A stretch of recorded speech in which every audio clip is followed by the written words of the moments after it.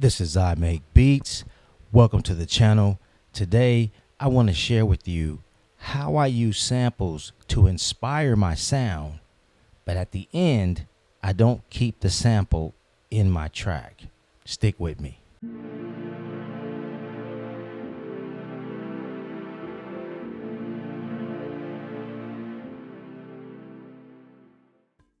I love sampling. Okay, I love using samples, but I don't want to use the sample and claim it as something I made, because in reality, the sample was someone else's inspired sound. So what I've learned to do is use the sample as inspiration, but I'm using it in a way to where I create my own sound that's inspired from the sample. So when I'm done with my creative process, the only thing that's left is my sound, my inspired sound. You know, the way the industry is going today, you got all these websites that have royalty-free samples and sample packs. However, once they get used, 50 people buy the same sample pack, and it kind of becomes a race to who uses the sample first, who copyrights it, who, gets it out there first. And then the next thing you know, it's not really yours. If you know what I mean? But anyways, that's a subject for another time. Let's break down this sample. The sample that I selected is a smooth jazz type sample. So to avoid copyright infringement, I'm going to be pitching this sample, or this entire video, I'm going to pitch it a couple of semitones out of its original key. That the original key is F major, D minor. Okay, so here's the sample, and I ended up sampling about 3 minutes of this smooth jazz sample or song. And the reason being is actually I go to sleep at night listening to smooth jazz, and I was woken up by this song, and I'm listening to it in my sleep, and I'm like, wait a minute, that's tight. I like that.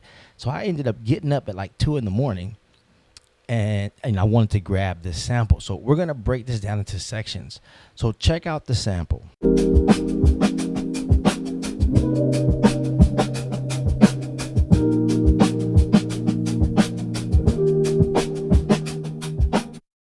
What really caught my attention was two things in this section. The drums. I kind of feel like it's like a De La Soul kind of sound. And then the chord progression was really nice. So let's start off first off with isolating the drums. Let's get those drums out of there. And one of the cool things about the MPC now is stems. You got stems, so we can break out what we want. In this particular section, I just want the drums. All right, and I have to say, I'm still using 2.15.1 as far as the OS on the MPC. I know a lot of YouTubers and MPC users, they've upgraded to the 3 point whatever. I've tried that. This is kind of still my speed for now, but right here we got the drums isolated. I think the MPC is constantly getting better. So we broke out the drums. I got a perfect loop here.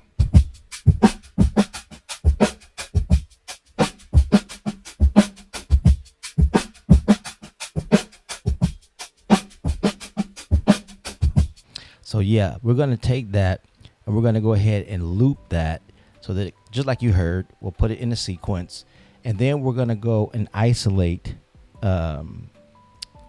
the other section, which is the chord progression. Okay, so I went on ahead and created a sequence using that drum pattern.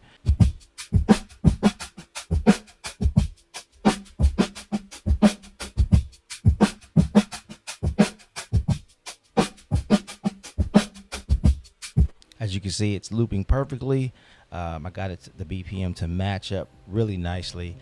But what I want to do first is, again, trying to avoid just copying. I want to emulate but not copy. So what we're going to do here is we're going to try to create our own drums being inspired off of the drums we took from the sample. So let's check that out.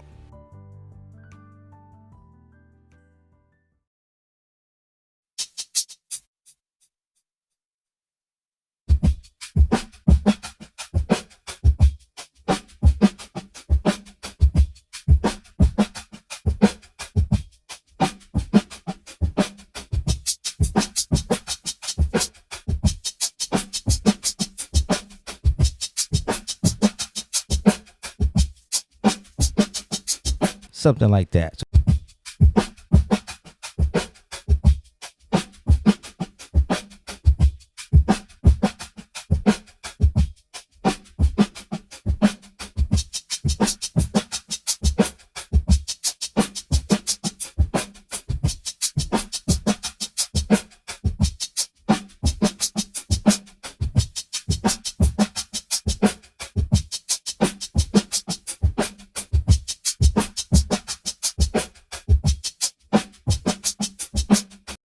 I got a template that I use all the time when I start my videos. It just saves me time. And I noticed that there was a sample here, and I accidentally hit it. And this is kind of what it sounds like. Check it out.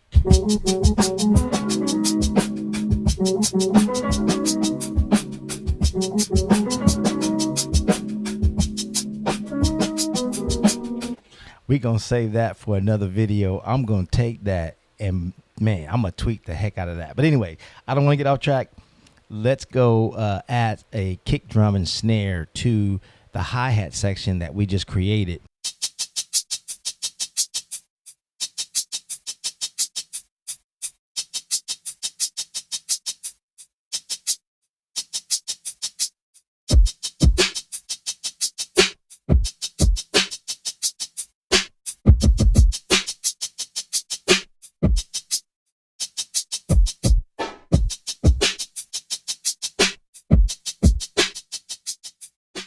In that same drum loop section that we took earlier, there's a chord progression there, and I want to isolate that and be inspired from it. Check it out.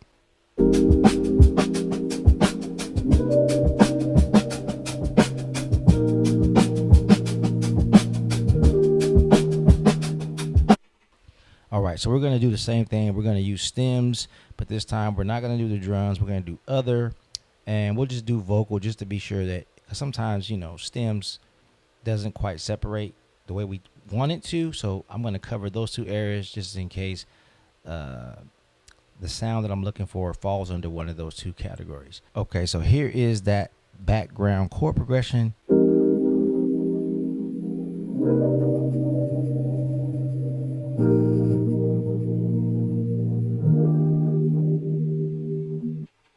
All right, so from that, I got inspired with the following chord.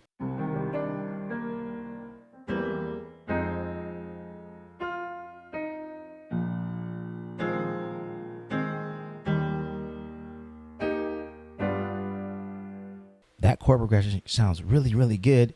I'm also using secondary dominants as passing chords. So if you guys are interested in, improving your chord progression ability, be sure to check the link in the description for the secondary dominant chord chart. It's taken me to another level when it comes to creating my chord progressions.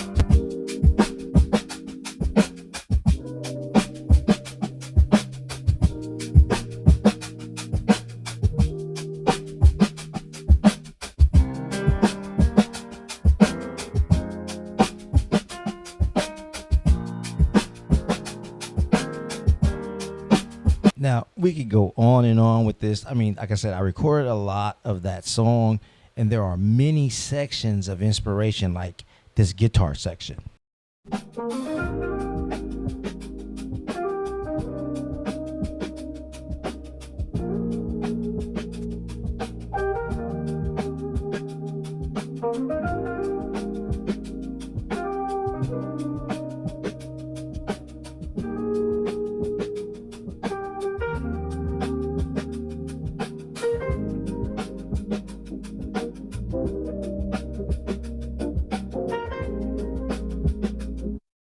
That is cold. That is just dope. I could take that and just be inspired from it. So that's what I got for you today. I hope this video was informative and helpful to someone.